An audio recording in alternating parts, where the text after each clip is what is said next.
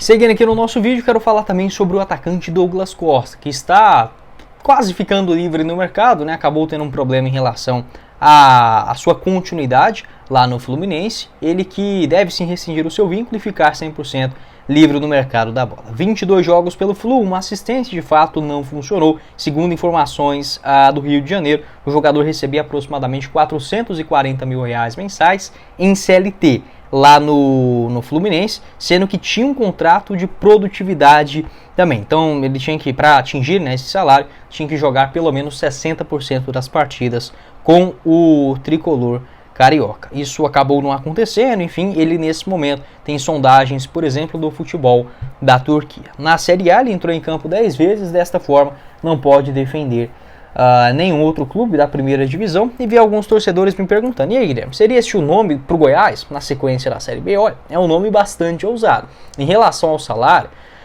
é muito, né? Óbvio, não tem como negar, 400 mil, só que não é impossível. Se o Goiás quiser, ele tem sim condições de contratar pelo menos um nesse patamar de 300, 350 mil reais, e a diretoria está assim atenta para a contratação de um nome de maior destaque. No ano passado, ele estava no Los Angeles Galaxy, 22 jogos, 4 gols e 7 assistências. Não vem bem nos últimos anos, então existe sim esse risco, só que, obviamente, se tratando de Série B do Campeonato Brasileiro, seria ainda assim uma contratação excepcional. No Grêmio, por exemplo, ele recebia 1 milhão e... quer ver? Deixa eu pegar aqui certinho para vocês. 1,5 milhão de reais, né? Era assim um valor gigantesco lá no Grêmio, na temporada que o tricolor foi rebaixado. 28 jogos, 3 gols e 2 assistências também. Até jogou bem no Campeonato Brasileiro, mas saiu pela porta dos fundos. Também não foi esse diferencial, né, para salvar o Grêmio naquela temporada. Então já foi um jogador muito mais caro em termos de valores, sem considerar também o aspecto da marca. Estamos falando de um jogador que pode não ser um Pelé, pode não ser o Neymar,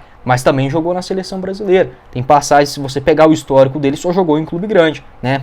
No Bayern de Munique, na Juventus, lá nos Estados Unidos também, né? Uma liga mais fraca, mas no Grêmio, no Fluminense, é sim um jogador de muito destaque, pelo Shakhtar Donetsk e pela seleção brasileira também, onde era convocado, se não estiver enganado, até a Copa do Mundo de 2018, né? Depois acabou perdendo um pouco mais de espaço. Pode deixar a sua opinião aqui embaixo nos comentários, o que você pensa a respeito do Douglas Costa, se pode ser uma opção aí para o Goiás. Não foi procurado, tá? Até só respondendo aqui algumas perguntas de vocês mesmos, né? Alguma sugestão, enfim. E eu buscaria um jogador neste quilate, tá? Não sei se jogador de 500 mil, né? Vai depender muito da condição do que o Goiás pode gastar agora, nesta reta final de ano, mas o fato é que pelo menos um jogador pelas pontas, né? O Douglas Costa joga aí mais na ponta direita, trazendo essa bola para dentro para buscar uma finalização de fora da área. No meu entendimento, pode ser que o Goiás suba sem ter esse outro jogador, mas é necessário a contratação de jogadores de maior destaque no decorrer da Série B, já que é uma competição muito equilibrada. O Goiás tem um dinheiro em caixa, então é melhor gastar esse dinheiro agora, mesmo que seja um pouco mais do que o orçado, tá? Não precisa gastar tudo não, mas o prejuízo será muito maior se o Goiás não subir para a Série A do ano que vem. Bora começar o nosso vídeo hoje para falar sobre o elenco do Goiás e também a parte financeira. Em relação ao dinheiro, e aí, Guilherme, como está o Goiás nesse ano? Óbvio que eu não sei de tudo, tá? Eu não tenho aqui o saldo, o extrato bancário do Goiás na minha conta, mas eu pego tantas informações que a gente tem, o que o Goiás gastou, o que pensa tal diretoria, enfim, e os valores levantados. Tanto pelo Luciano Paciello, a primeira entrevista de apresentação, ele falou que o Goiás teria 50 milhões. E que ainda assim, né, orçado para o futebol nessa temporada, o Goiás também poderia gastar, ele até falou novamente sobre isso, mais uns 10 milhões de reais. Óbvio, o Goiás ainda tem dinheiro em caixa, ele começou essa temporada com pelo menos 120 milhões de reais parado, tanto em relação às economias dos anos anteriores, que eu entendo completamente, tá? Em termos financeiros, o Paulo Rogério Pinheiro foi sim muito importante para o Goiás, só que no aspecto esportivo, principalmente no ano passado, onde o Goiás já tinha um fôlego maior, vamos colocar assim, o Goiás poderia ter tirado a mão um pouquinho mais do bolso. Óbvio, a situação passada, ok? Sobrou essa grana para 2024, é um dinheiro, sim, importante, alto para um clube de Série B, já que os clubes grandes aí da Série B, quase todos eles, estão mega endividados, né? O caso, por exemplo, do Santos, do Sport, do Coritiba, né? Mesmo tendo a SAF, o Coritiba antes era um clube de 200, 300 milhões de reais em dívida. Quem mais?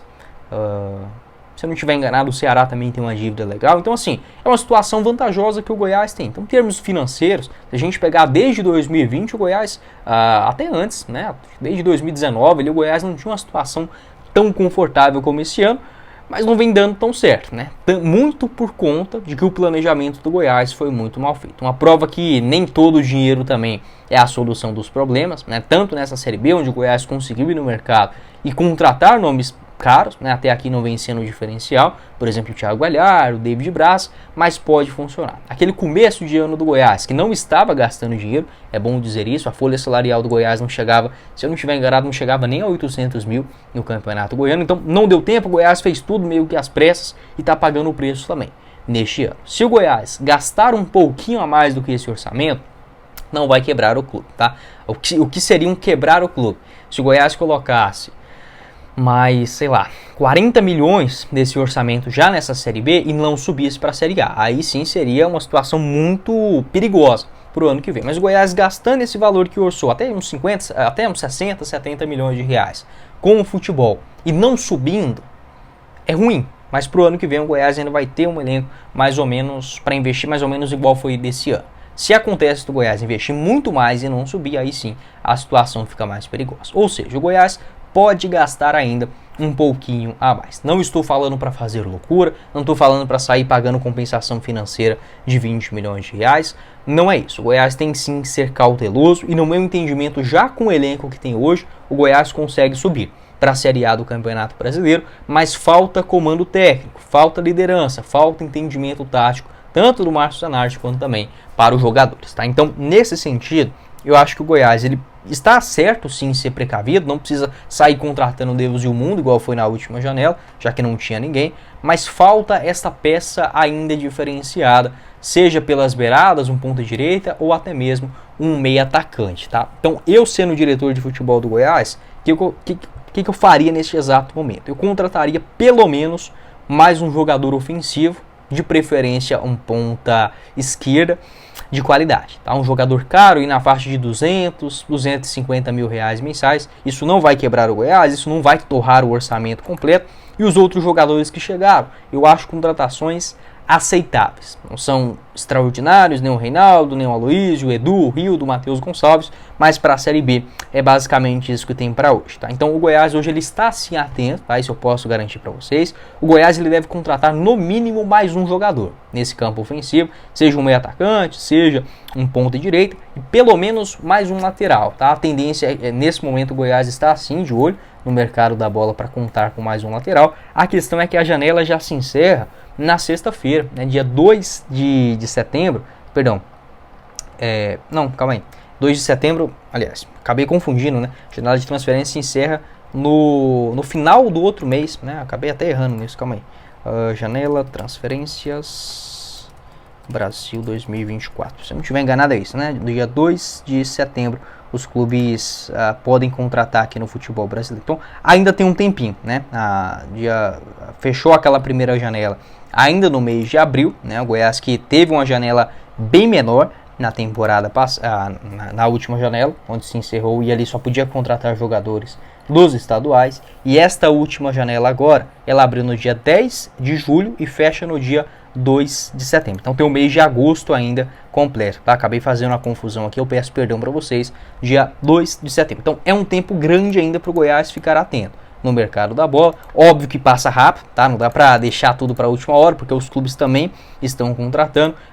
E a necessidade sim de ficar atento no mercado e se reforçar. Dá para o Goiás contratar mais um jogador. Esse elenco não é tão ruim assim quanto parece. Falta comando técnico, só que para garantir, né, para não ficar naquela, nossa, e se, igual foi no ano passado, né, se o Goiás tivesse um elenco um pouquinho maior, não estou falando de 10 milhões de folha não, mas 1 milhão de reais a mais, ou seja, considerando o 13º, se o Goiás tivesse gastado 15 milhões a mais no ano passado, ele não teria sido rebaixado. Se tivesse contratado e mantido o Armando Evangelista também, desde o começo do ano. Enfim, algumas escolhas da antiga diretoria.